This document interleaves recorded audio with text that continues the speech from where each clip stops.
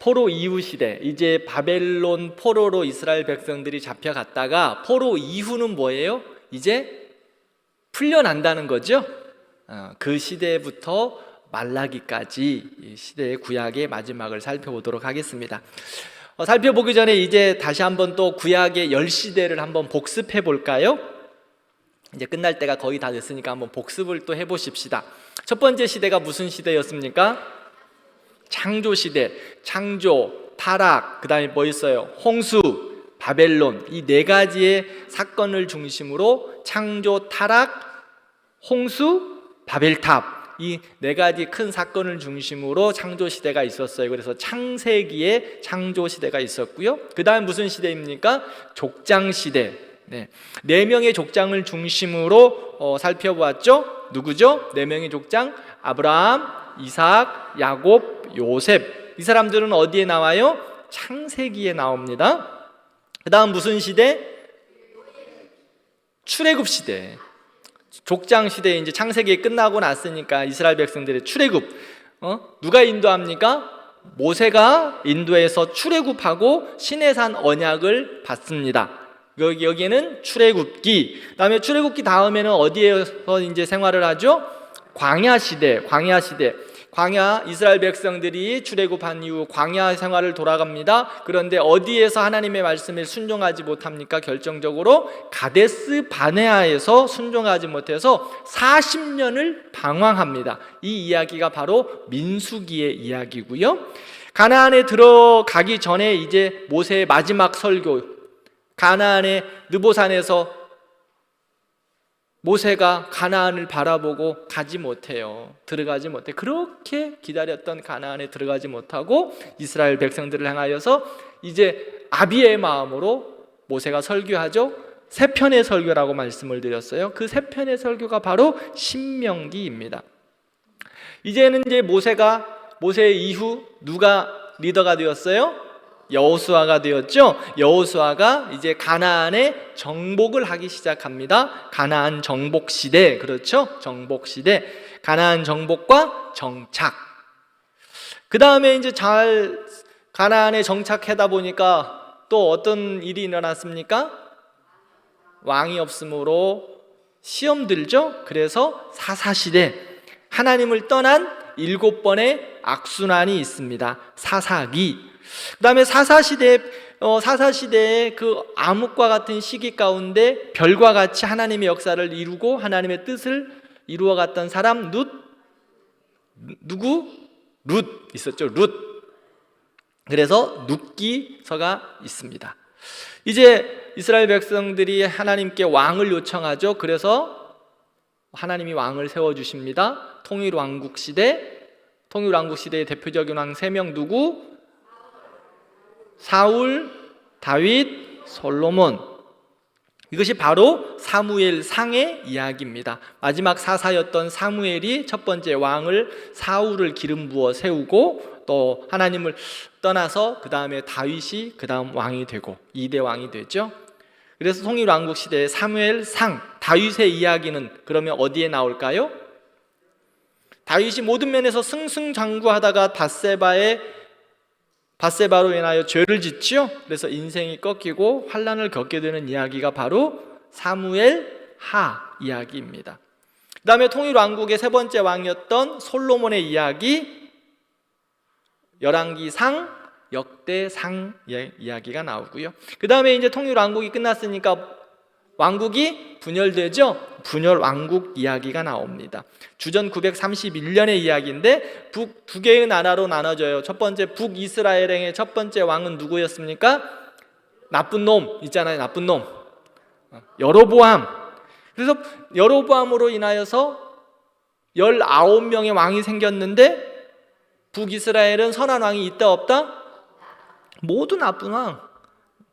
마지막 호세아 왕까지 다 하나님 앞에 선한 일을 하지 않아요. 그래서 주전 722년 아수르에 이제 멸망을 당합니다. 그런데 포로 정책이 아수르는 사람들을 혼합 정책이어서 섞었어요. 그래서 혼혈이 됐습니다. 그래서 어떤 혼혈이 나왔죠? 사마리아인. 그래서 이스라엘 사람들, 남유다에 있었던 정통 이스라엘 사람들은 북이스라엘을 너무 싫어하는 거예요. 혼혈되었다고. 사마리아인. 그 다음에 남유다의 대표적인 첫 번째 왕은 누구예요? 르호보암 1대 왕. 그 다음에 몇 명의 왕이 있었습니까? 20명이 있었는데 몇 명이 착한 왕이었다고 했어요? 8명. 마지막 시드기야 왕. 그다음에서 BC 586년에 바벨론에 의해서 남유다가 멸망당합니다. 그런데 그 남유다는 바벨론에 의해서 멸망을 당하는데 그 바벨론의 그 포로 정책은 그들의 민족주의를 그대로 살려주는 정책이었어요. 그래서 그 안에서 바벨론이 총리로 등장하기도 하고요. 그래서 교육하면서 그 나라에 정착하면서 살았습니다. 이제 바벨론에서 70년의 포로 생활이 끝나고 에레미야의 예언을 따라 하나님 말씀을 따라 이제 돌아가야 됩니다. 포로 시대를 지나서 포로 귀한 시대. 여기까지 하면 구약의 10시대가 끝이 납니다. 구약 시대가. 그래서 지금 이제 포로 시대까지 해서 이제 오늘부터는 포로 귀한 시대. 이제 돌아가는 거예요. 돌아가는 거. 그 시대 이야기를 하도록 하겠습니다. 160페이지. 포로 이후 시대. 특별히 선지서들을 중심으로 포로 이후 시대의 말씀을 좀 나누도록 하겠습니다. 포로 이후의 시대는 이스라엘 역사를 살펴보면요, 주변 열국, 주변 나라들의 이제 판세가 완전히 바뀌는 것을 볼 수 있습니다. 지금까지는 누가 최고였어요? 바벨론이 최고였어요. 북이스라엘은 BC 722년에 아수르의 멸망을 당했고, 또 남유다는 BC 586년에 바벨론의 멸망을 당했습니다. 한때는 아수르가 그 제국을 통치했었고, 그 다음은 바벨론이 통치하는 그러한 삶을 살고 있었습니다. 그런데 이제 바벨론이 어디에 멸망을 당해요? 한 나라의 부귀영화는 인생의 부귀영화도 그렇지 똑같습니다. 영원하지 않아요. 바벨론이 멸망을 당하고 이제 메데 바사라고 하는 그 새로운 나라가 등장해서 바벨론을 멸망시킵니다. 이 메데 바사라는 것은요, 페르시아예요. 페르시아는 우리나라처럼 이런 한 나라가 아니라 여러 그 지방 국가들이 있는, 즉 연합국의 성격을 띠고 있어요. 자치구들이, 그러니까 자치구의 형성을 하고 있는 그러한 여러 도시 국가들로 이루어진 나라. 그래서 메데, 바사 이런 국가들로 구성되어 있어요. 그것이 바로 페르시아다라고 보시면 돼요. 그래서 그 중에 가장 힘이 센 나라가 여러 도시 국가들이 있는데 그 중에 가장 힘이 센 나라가 메데 바사라고 보시면 됩니다. 지금 아랍에미리트하고 그거 좀 비슷하다고 보시면 돼요. 아랍에미레이트 안에 여러 도시 국가, 부족 국가가 있거든요. 근데 우리는 가장 잘 아는 게 뭐예요? 두바이. 그죠? 두바이. 이런 그 가장 힘센 나라, 두바이 가보셨습니까? 뭐 가보신 것처럼 이야기하시는 것 같아서 제가 물어본 거예요. 이런 힘센 나라가 있는 것들, 그런 연합 국가들을 말하고 있어요. 그러니까 페르시아다라고 보시면 되고, 그 안에서 가장 힘센 나라 메데 바사라고 말씀을 할 수 있습니다. 그래서 자, 바사 제국 한번 볼게요. 1번 A번 160페이지 1번 한번 읽어보겠습니다. 시작. 바벨론 왕국은 90년이 못되어 메데 바사에게 정복당했다. 바사 제국은 불과 100년까지만 해도 강대국이 되리라고는 누구도 상상하지 못했다. 그런데 고레스 왕이 바사를 통치하면서 바사는 그 당시에 큰 나라였던 애굽 그리고 이스라엘과 남방 유다를 정복한 상태에 있는 바벨론과 베니게 등을 포함하여 수많은 나라들을 짓밟으며 그 당시 세계 역사상 유례를 찾아볼 수 없는 강대국으로 떠올랐다. 네. 포로기 이후 바사왕 여기서 말하고 있는 지금 누구 가장 말하고 있어요? 고레스 왕. 고레스 왕을 통해서 이제 바벨론이 멸망을 당합니다. 그래서 그런데 고레스 왕은요, 그 정복된 국가들에게 우호 정책을 펴요. 또 포로에 잡혀온 유대인들에게 호의를 베풀고, 또 고레스 원년에 돌아갈 자들은 돌아가라, 예루살렘에게 돌아갈 사람들은 너희 나라로 돌아가라 라고 허락도 해주고요. 그래서 고레스 원년, 즉 첫 번째 시대에 1차 포로 귀환이 일어나는 거예요. 자, 계속해서 한번 살펴보겠습니다. 바사의 왕들은 첫 번째 여러 왕들이 있지만 특별한 왕들, 고레스 금방 이야기했죠. 고레스 원년 바벨론을 무찌르고 정복시키고 첫 번째 왕. 그래서 이스라엘 백성들이 바벨론 포로가 되어서 고레스, 이제 바벨론, 실질적으로 바벨론 포로라고 이야기할 수 없죠. 어느 나라 포로예요? 그렇죠, 페르시아, 고레스. 이제 바벨론을 물리쳤으니까 바벨론 포로가 아니라 고레스, 즉 페르시아의 포로였는데 고레스 왕이 풀어준 거예요. 너희들 나라로 가고 싶으면 가라.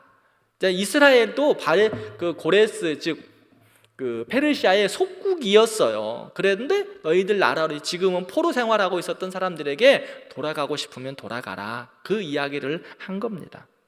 그 다음에 캄비세스. 이 캄비세스라는 이 왕은요, 폭군이었어요. 그래서 재위기간 8년도 되지도 못해요. 성경에는 이 캄비세스에는 큰 그 언급은 없습니다. 그 다음에 다리오 왕은 성전 재건을 다시 시작하라고 조서를 내린 왕이 바로 다리오 왕이에요. 네, 좀 이따 여러분들이 이제 에스더 이상을 살펴보면 그 이야기가 나올 거예요. 에스더 니에미야를 살펴보면 이게 다리오 왕이었구나.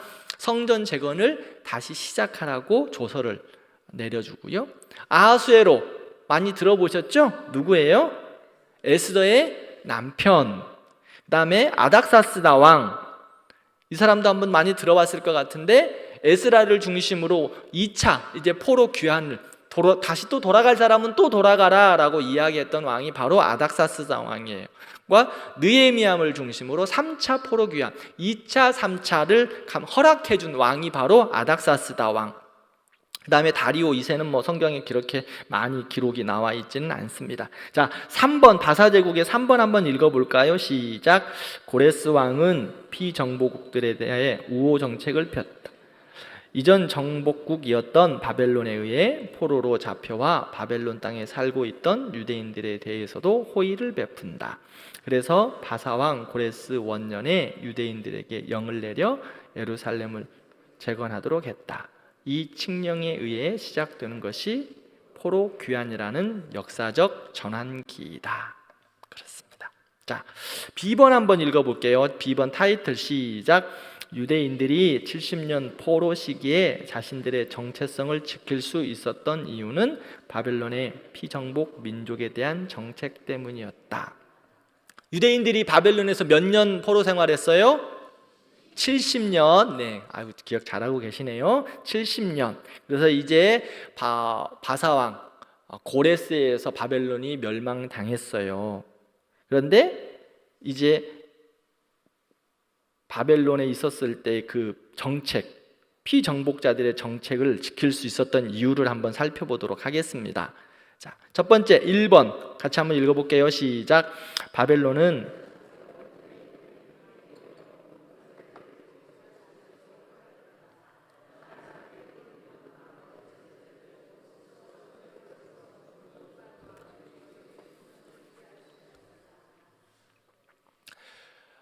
제가 북이스라엘은 아수르의 정복을 당하고 어떻게 시켰다 그랬어요?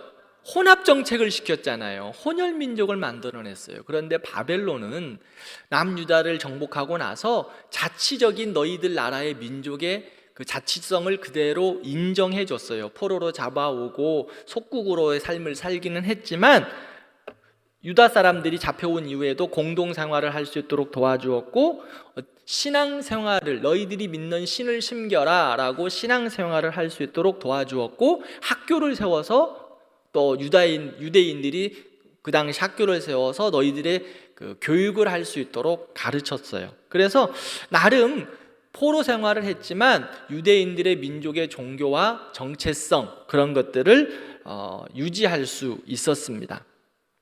두 번째, 2번 시작. 유다에서는 다윗 혈통으로 왕위가 계승되었으며 바벨론 포로 가운데서는 다윗 자손도 함께 동행했다. 다윗 자손이 백성들과 함께 있었다는 사실이 다윗 왕국은 회복에 대한 희망을 잃지 않도록 했다. 그래요. 세 번째, 3번 시작. 바벨론은 아수르가 북이스라엘에 행했던 것처럼 유다 민족을 의도적으로 혼합시키지 않았다. 거룩한 성 예루살렘에는 언제나 바벨론으로 잡혀온 유다 포로들도 거룩한 시온의 폐허로 남아있는 영광스러운 성전과 거룩한 예루살렘을 잊을 수 없었다. 네 번째, 유다 포로 중에는 서기관과 제사장들이 있었기 때문에 백성들에게 율법서를 가르칠 수 있었다. 바벨론 포로 시기를 이겨낸 유다 민족은 율법의 백성이 되었고, 바벨론에서 돌아온 후 그들은 거룩한 책의 가르침을 따라 형성된 유대인들의 공동체에 그 기원을 두고 있다. 이 바벨론 포로 시대의 이스라엘 백성들에 대한 왜 이야기를 이렇게 길게 하고 있느냐면, 이 남유다가 70년 바벨론 포로 생활을 하면서 시작된 것이 있어요. 예전에는 예루살렘 성전에서 예배하는 공동체, 그런데 성전이 다 파괴되어 버리고 바벨론으로 포로로 잡혀왔잖아요. 그런데 그 포로 생활 가운데 바벨론이 그들의 종교도 허락해줬고 교육도 허락해줬고 나름 그들의 순수성을 지키도록 다 양해해 주었어요. 그래서 그들이 그곳에서 시작된 것이 뭐였을까요? 회당. 지금도 이스라엘 공동체들에 가면 꼭 회당이 있어요. 회당. 그리고 회당 앞에 보면 꼭 두루마리 성경도 그 안에 있고요. 제가 한번 이스라엘 갔을 때 그걸 어떤 것은 이방인들이 들어오는 것은 지금도 허락하지 않는 곳이 있는데, 제가 이스라엘 방문했었을 때 그 선교사님이 친분을 잘 맺어 놓으셨던 것 같아요. 그래서 회당 모임에 금요일 날 오후 저녁 시간인가 회당 모임에 하는데, 저희가 그냥 한번 구경하고 싶다 가봤는데 들어오는 것을 허락해 줬어요. 그래서 그들의 성경 모임을 그대로 참석할 수 있었어요. 보고 있었어요. 근데 가보니까 이 강대상, 지금을 말하면 이 뒤에 이 벽 안에 이렇게 문이 이렇게 벽장 같은 게 있더라고. 근데 대부분이 다 그렇게 되어 있다고 제가 들었어요. 다른 데는 가보지는 못했는데 그 벽장 같은 데 있는데 거기서 딱 열어가지고요, 진짜 두루마리 성경, 상당히 크더라고. 두루마리 성경을 꺼내가지고 그 성경 말씀을 읽더라고요. 모세오경을. 그리고 하고 나서 또 같이 거기다 넣고 하는 것을 제가 봤어요. 이 회당의 모임이 언제 생겼을까? 이 바벨론 포로 시기에 생긴 거예요. 그래서 이스라엘 공동체는요, 회당 중심의 공동체예요. 지금 이 바벨론 포로 이후 시대를 보면 회당 중심의 공동체. 흩어진 이스라엘 백성들이 모이기만 하면, 우리 한국 사람들은 외국에 나가지고 이민 생활하면서 모이면 뭐 만들었어요? 교회 만들었잖아요. 교회. 그래서 한국 교회, 이민 교회들이, 디아스포라 흩어진 한국 교회들이 정말 많거든요. 근데 흩어진 이스라엘 백성들은 뭘 만들었어요? 그게 바로 시초예요. 회당. 그들은 흩어져서 5가정만 되면 모여서 회당을 했어요. 회당에서 뭐 했어요? 모세오경을 읽고 율법과 토라를 공부했어요. 예배한 게 아니라 교육한 거예요. 교육. 성경 말씀, 모세오경을 읽고 공부하고 가르쳤어요. 그래서 이스라엘 백성들의 자녀들은 회당 중심에서 늘 모여서 말씀을 배운 거예요. 거기에서 회당이 첫 번째 생겨났다. 두 번째, 또 뭐가 생겨났어요? 성경의 필사를 하기 시작해요. 우리 성경 여기 지금 다 이렇게 써놨잖아요. 그죠? 여러분들 보이세요? 한 번씩? 이 앞에 우리 성경 쓴 것처럼 이스라엘 백성들이 성경을 쓰기 시작해요. 그 당시에는 하나님의 말씀을 이렇게 기록하는 것은 특별한 누군가만 해야 되는데 서기관이라는 사람들만 했어요. 그래서 성경을 써서 쪽복음처럼 전해진 거예요. 성경 필사본이 생겨나기 시작합니다. 서기관이 생겼어요. 그런데 이제 당시에는 인쇄소가 없으니까 열심히 성경을 써서 나누고 했는데요, 이 서기관들이 마태복음 23장에 보면 성경을 머리로만 안다, 쓰기는 쓰는데 서기관과 바리새인들을 향하여 주님께서 꾸짖잖아요. 너희는 머리로만 안다, 진정으로 하나님을 향하여 믿지 않는다라고 꾸짖고 있어요. 이렇게 제가 이 말을 드리는 것은 꼭 기억해 주세요. 회당이 바벨론 포로 시기에 생겨났구나. 거기에서 이스라엘 백성들의 정체성이 확립되고 있구나. 그들은 거기서 말씀을 읽고, 특별히 모세 오경을 읽고 그 다음에 성경을 가르치고 외웁니다. 아이들 달달달달 외우죠. 우리 한국 학생들 이민하면 저도 보니까 한국 공동체에 가면 한글 학교 있잖아요. 한글 학교. 그런 것처럼 이스라엘 백성들의 유대 공동체는 끊이지 않게 지금도 회당에서 그 일들을 감당하고 있어요. 자, 이제 포로 귀환의 시대를 한번 보겠습니다. 이제 바벨론 포로가 시대가 끝이 났어요. 첫 번째 왕 누구였다고요? 페르시아 왕. 누가 자유를 선포합니까? 고레스. 그래서 돌아가라고 합니다. 1차 포로 귀환, 바사왕 고레스에 의해서. 인도자가 누구예요? 수룹바벨이라는 사람이 바사왕 고레스의 그 허락을 따라서 인도자는 수룹바벨이 흩어진 유대 백성들, 이스라엘로 돌아가라고 하는 사람들에게 다 허락을 받고 돌아가게 됩니다. 몇 명이 돌아갔을까요? 49,897명. 그럼 나머지는 어디 있을까요? 나머지는 안 돌아가요. 그곳에 그냥 있어요. 왜 그럴까요?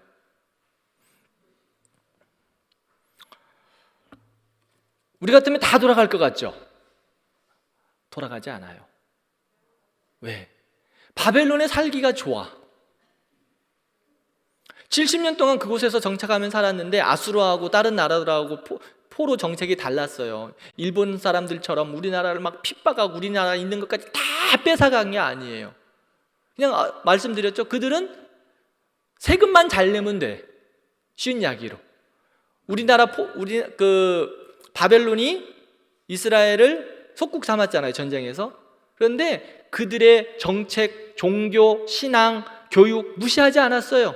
다 인정해 줬잖아요. 다. 그래서 뭐가 생겼다고? 회당 생겼다고. 감히 회당을 만들 수가 있겠어요?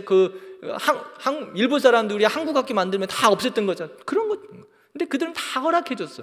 그러다 보니까 바벨론 70년 살아도 살만한 거야. 다 정착하고 살았어. 거기서 조금 더 똑똑한 애들은 좋은 위치도 차지하고 또 좋은 자리도 직책도 얻게 되고, 대표적으로 누구? 다니엘 총리가 됐잖아요. 총리가 포로로 잡혀왔는데 총리가 됐어요. 총리가. 그러니까 시기 질투를 해가지고 다니엘 죽이려고 왕에게 절하지 않는 사람 다 죽인다 그랬잖아요. 근데 다니엘의 믿음을 지킨 것처럼 그렇게 이스라엘 백성들이 포로로 살고 있는데도 살만해.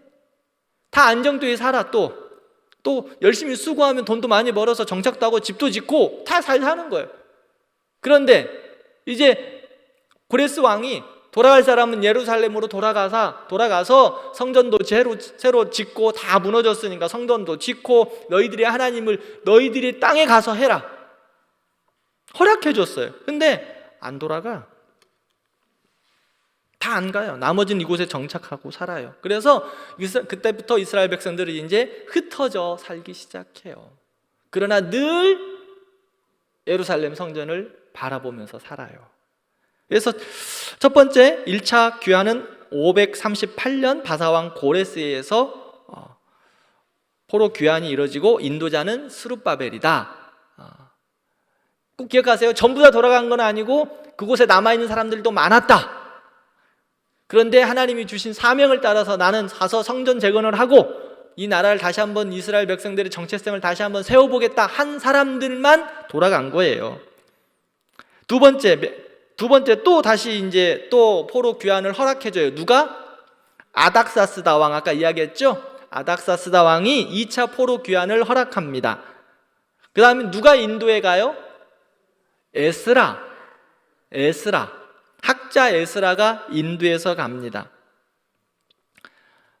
세 번째도 허락해 줍니다. 1차 이후 80년이 지나고 나서 2차 포로 귀환이 있었고요. 그 다음에 3차 허락을 해주는데 그 당시 누구가 왕이에요? 3차는 똑같이 아닥사스다 왕 42,000명이 갔죠. 인도자가 누구예요? 우리가 잘 알고 있는 느헤미야는 사명이 있었어요. 이 왕이 술관원이었기 때문에 그 고레스 왕, 즉 그 바벨론 시대 때부터 이 사람 포로였지만 총리가 되었다고 그랬죠. 다니엘이. 느헤미야는 뭐가 됐어요? 술관원, 비서실장. 그러니까 생각해 보세요. 바벨론에서 포로 생활을 했어도 이스라엘 백성들이 조금 열심히 하고 훌륭하고 지혜가 있으면 다 요직에도 앉을 수 있었어요. 그래서 돌아가지 않는 사람들이 많았다는 거예요.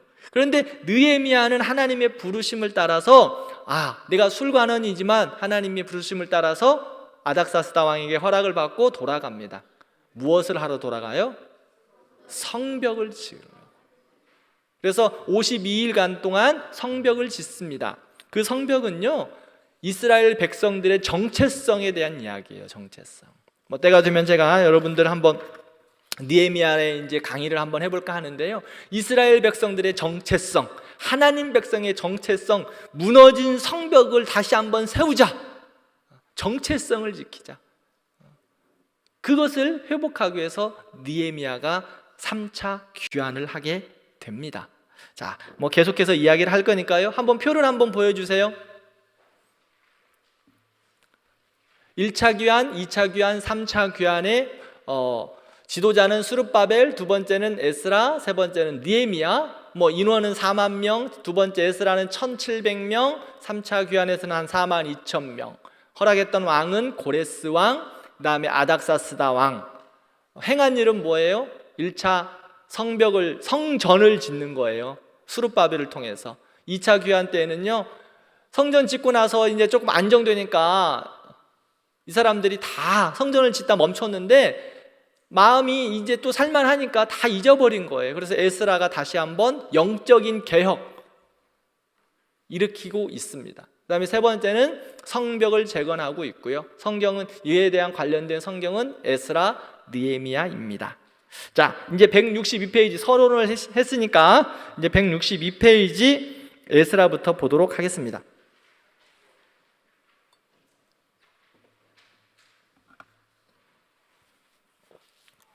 자, 학자 에스라서에 대한 이야기입니다. 자, 저자는 누구예요? 에스라입니다. 이 학자 에스라는요, 제사장 아론의 후손이었다고 성경은 말하고 있어요. 자, 2번, 3번 한번 읽어보겠습니다. 시작. 에스라는 바벨론 포로 3, 4대쯤 되었을 것이다. 그는 1차 포로 귀환자들이 귀국한 후 약 80년이 지나서 예루살렘으로 돌아갔다. 3번, 에스라는 포로 시대라는 열악한 환경 속에서도 평생 모세 율법을 연구했고 순종해온 사람이었다. 그는 학자 겸 제사장이었다. 그래요. 바벨론의 포로에 있었어도 회당이 있었다 그랬죠. 그래서 성경을 필사하기도 했고 성경을 잘 연구하고 가르친 이스라엘 사람들이 있었어요. 그게 바로 그 중에 한 명이 바로 학자 에스라. 어려운 환경 속에서도 성경을 연구했고 가르쳤던 사람, 그게 바로 학자 에스라였습니다. 학자 에스라는 2차 그죠? 2차 포로 귀환의 인도자였습니다. 에스라. 네. 자, 주요 내용을 한번 좀 살펴보도록 하겠습니다. 에스라 하면 크게 두 가지의 주제가 있어요. 첫 번째는 성전 재건. 스룹바벨이 가서 성전을 재건하는데 여러 가지 방해들이 있어요. 하나님의 사람들이 하나님의 삶으로 살아가기 위해서 성전을 재건하는 데 있어서 이스라엘 백성들에게서 예루살렘 성전은요, 하나님 중심으로 살아가는 표징을 보여주는 거예요. 성전은 뭐예요? 하나님이 나와 함께 하신다는 것을 보여주는 거거든요. 그런데 하나님과 함께 하려고 하니까 여러 가지 시험들이 있었던 것을 말하고 있어요. 그래서 성전이 재건되지 못해요. 그래서 에스라가 이후에 성전 재건뿐만 아니라 무너졌던 마음들, 영적인 재건까지 이야기를 하고 있습니다. 그래서 에스라 선지자, 학자 에스라 하면, 에스라서 하면 두 가지를 이야기하고 있어요. 성전 재건, 그 다음에 뭘까요? 영적 재건. 모형만 짓는 것이 아니라 우리의 신앙도 지어야 된다. 영적으로도 세워야 된다. 건물만 세우는 것이 아니라 마음도, 신앙도, 믿음도 세워야 한다. 이것을 이야기하고 있어요. 그래서 에스라서는 성전 딱 두 가지, 성전 재건, 그 다음에 뭐? 영적 재건. 영적 재건. 자, 우리 교회는 이제 예배당 잘 지었지요? 잘 안 지었어요? 예배당 잘 지었잖아요. 얼마나 좋아요. 예배드리는 공간들도 좀 좋고 얼마나 환경들도 좋습니까? 여러분들이 수고와 눈물로 이 예배당 지었잖아요. 별로 그렇게 수고를 안 했나 보네. 그냥 지었어요? 피와 땀과 눈물로 지으셨잖아요. 얼마나 그 은혜 가운데 지었어요. 이제 잘 지었어요. 그러면 이제 뭘 지어야 돼요? 영적인 내 안에, 우리 안에 있는 영적인 또 성전을 잘 지어. 그게 더 중요하잖아요. 그죠? 더 중요한 거예요. 에스라도 이스라엘 백성들이 성전을 짓는데 이 영적인 재건이 안 되니까 에스라가 미스바로 다 모이라고 그러잖아요. 미스바로 모이라고. 이 미스바로 모이라고 하는 뭐예요? 무너졌던 너희들의 영적인 성전을 다시 세워야 되지 않겠느냐, 그 말이에요. 우리도 마찬가지예요. 예배당 잘 지었어요. 이곳에서 뭐 해요? 우리의 영적인 마음의 성전을 더 잘 지어야 되지 않을까요? 이거 예배당 잘 지어놓고 우리의 마음의 성전, 예배당, 우리의 영적인 재건을 하지 않으면 주님이 뭐라 그러시겠어요? 쓸모없다 그러세요. 이 성전 아무 필요 없다. 그래서 예루살렘 성전이 하나님 무릎 들으신 거예요. 너희들 봐봐라. 그 성전이 중요한 게 아니다 라고 말씀하시는 거예요. 성전이 우리가 예배 드리는 공간으로 정말 중요해요. 그러나 그 안에서 우리의 영적인 성전이, 우리 안에 있는, 우리 교회 공동체 안에서 있는 영적인 성전이, 우리 안에 있는 믿음의 성전이 지어지지 않으면 아무 쓸모 없다고요. 아무 쓸모 없어. 주님이 흩어버리신다는 거예요. 우리 안에 영적인 성전이 더 잘 지어지기를 바랍니다. 네. 자, 에스라서 1장, 2장을 보면 1차 포로 귀환 이야기가 나와요. 1장 1절, 2절 한번 읽어볼까요? 자, 같이 한번 읽어봅시다. 시작. 바사왕 고레스 원년에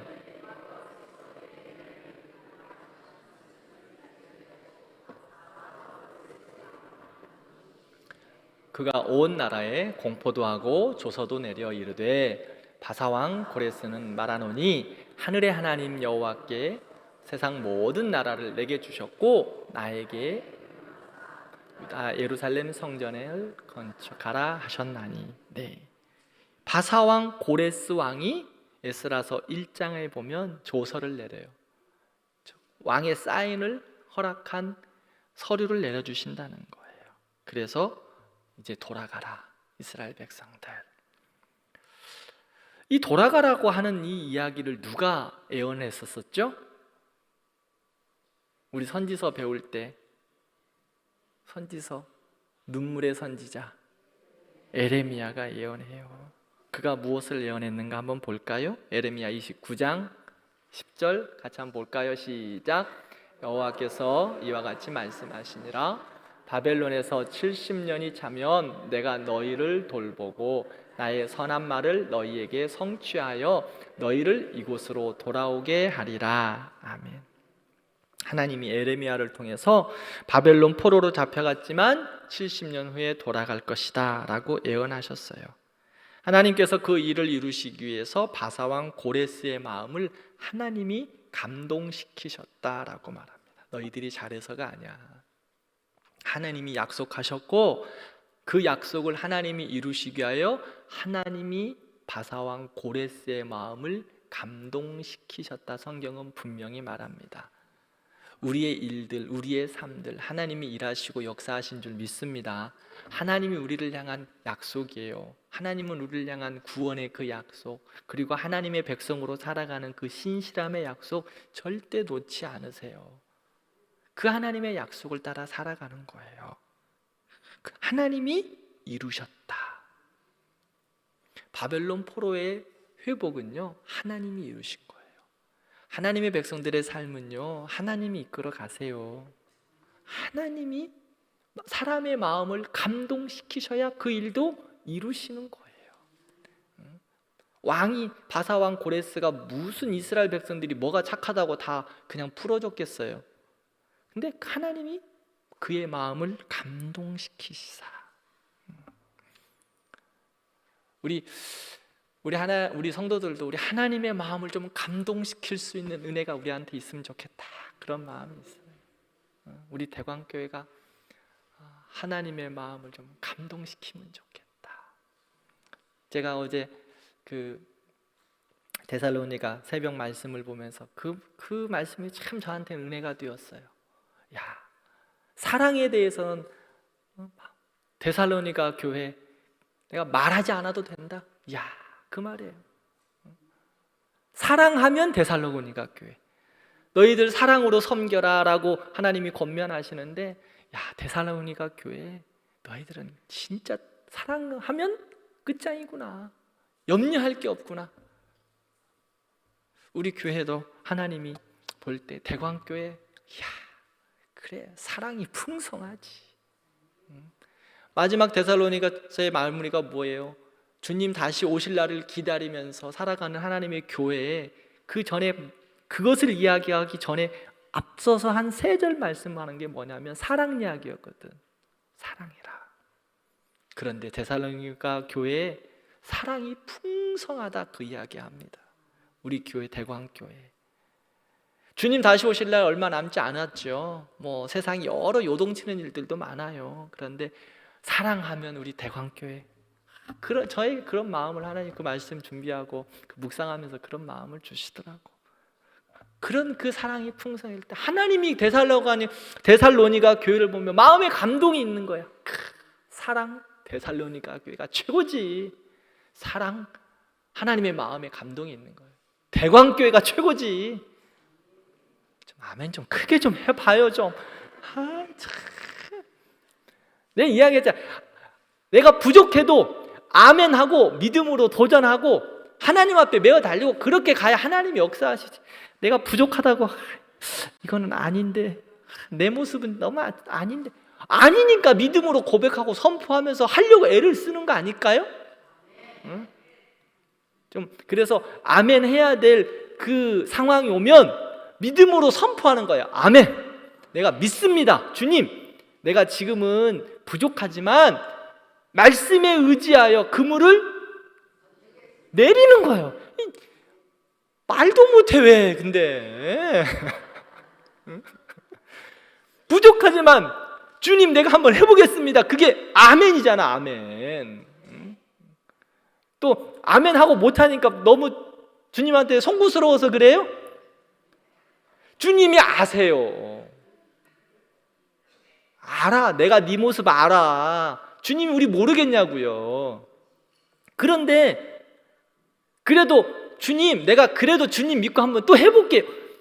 잘 못하지만 말이라도 열심히 해보자고. 말이라도 말로 선포하면 믿음으로 따라가게 되어 있어요.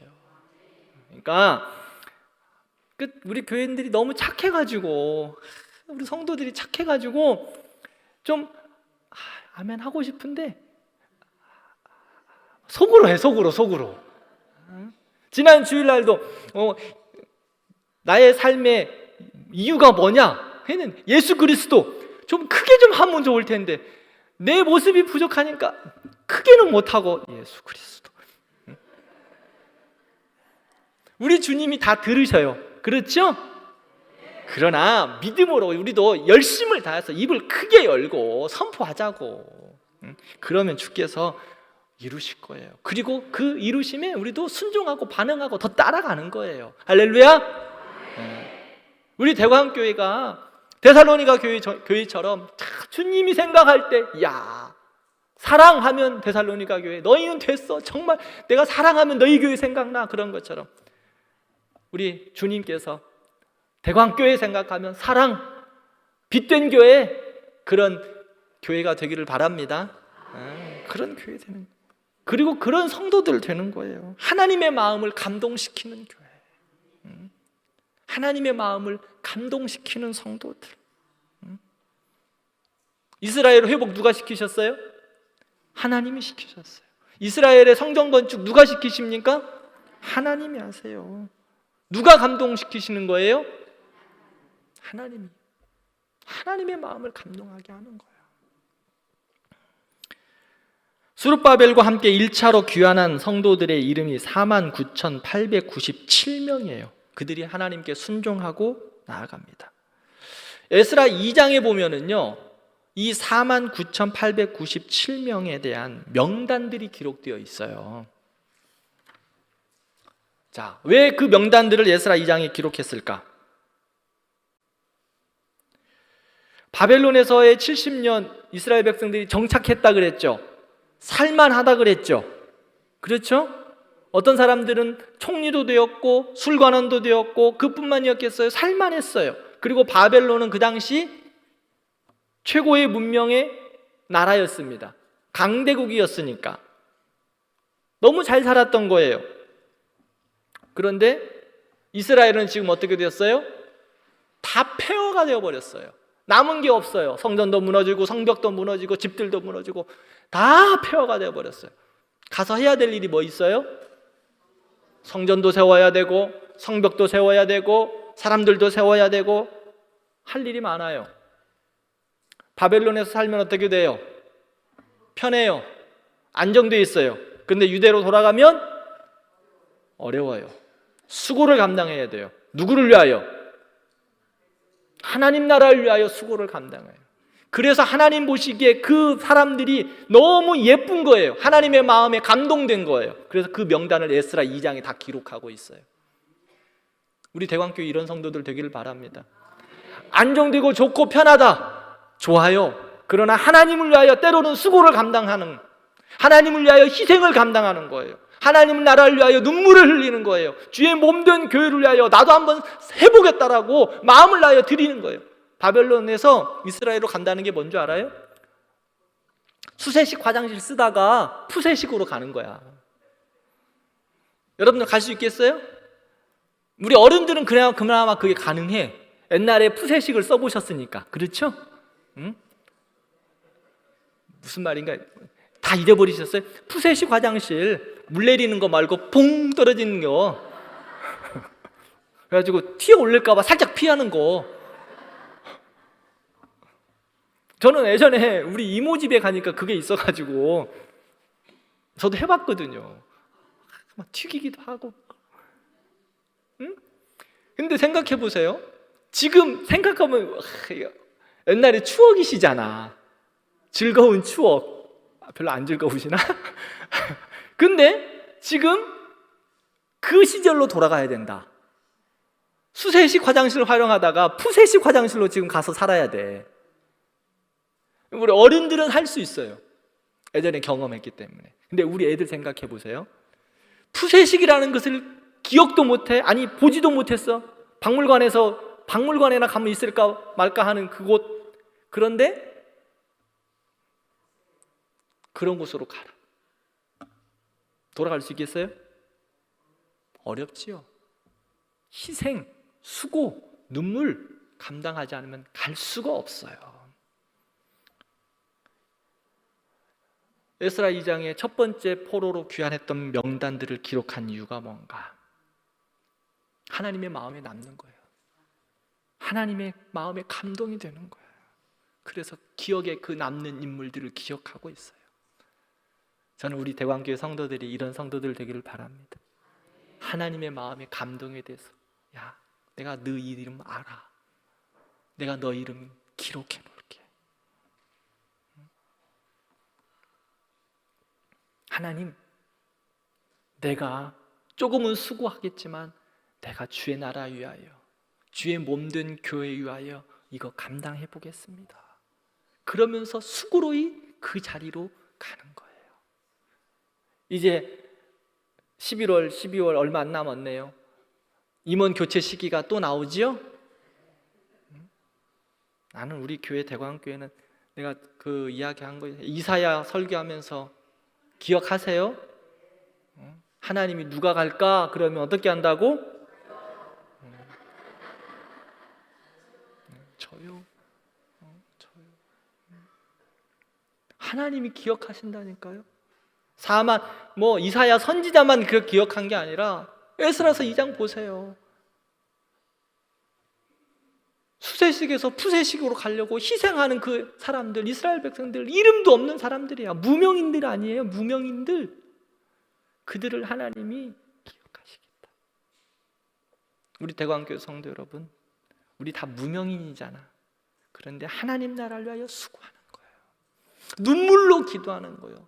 희생하는 거예요. 누군가는 감당해야 되잖아요. 먼저 된 우리가 그것을 감당하는 거예요. 우리 장로님, 권사님 10년, 20년 신앙생활했던 그것이 자랑하는 것이 아니라 하나님 나라를 위하여 내가 수고하고 눈물을 흘려 이 나라와 이 민족을 그리고 이 교회를 세워간다. 이것이 우리의 자랑이라는 거예요. 하나님이 보시기. 그리고 이 땅에서는 그거 누가 잘했다 칭찬하지 않아요. 칭찬해 줄 수도 있지. 그래서 나는 그렇게 수고했는데 칭찬하지 않아도 절대로 섭섭해하지 좀 말고 하는 것까지는 또 좋아. 근데 누가 좀 알아줘야 되는데 안 알아준다고 섭섭해. 좀 목사님이라도 한번 전화라도 해서 좀 알아줘야 되는데 전화도 한 통 없고, 응? 섭섭병은 누구도 못한다고? 예수님도 어떻게 못해보잖아.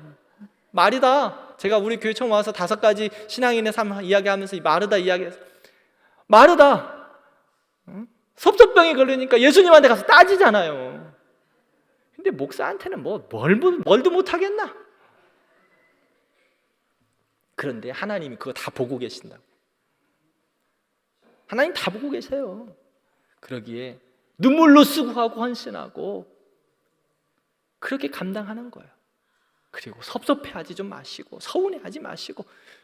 사람은 안 알아줘요. 우리 주님이 알아주세요. 아멘. 그러니 우리가 주의 나라 생명책에 사랑하는 대광교회의 권사, 아마 성명책에는 권사라고 안 그럴 것 같아. 성도 누구 그래, 내가 네 이름 내가 적어놓기. 성도, 대광교회 성도 누구 이 목사가 안 알아줘도 내가 네 이름 기록해놨어. 기도하십시다. 하나님, 포로 이후 시대를 보면서 하나님의 백성들이 이제 하나님의 땅으로 돌아가는데 참 어렵고 힘든 그 지역으로 가는 겁니다. 수세식 화장실 사용하다가 이제 푸세식 화장실 사용해야 되는 그러한 어려움으로 가는데 그래도 하나님의 백성들을 하나님이 인정해 주셨어요. 우리도 그 하나님의 마음을 감동시키는 그런 하나님 믿음의 사람 되게 해 주세요. 우리 같이 기도하겠습니다.